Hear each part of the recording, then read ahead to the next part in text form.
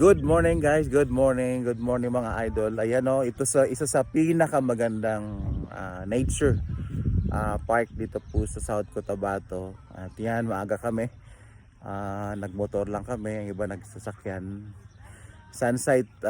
Sunlight or ano ba to? Sunrise pala. Ayan o, sunrise and sun o. Hindi masyado makita kasi maganda. Yun. Ang ganda ng nature. Wow, mapapawaw ka, parang nasa ano ka, Switzerland. Yan. Dahil sa ganda po ng lugar.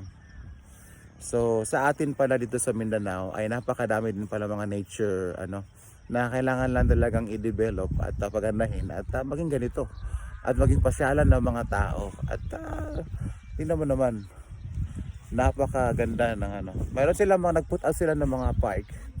Punta sila ng mga kapihan para ang mga tao na pupunta dito magkakape, mag-breakfast at mayroon din sila mga lugar para i-hold yung mga parties. So talagang pinaganda talaga nila ang lugar na ito. Para ka napapalibutan ng bundok. Ayan o. Kasi napaganda.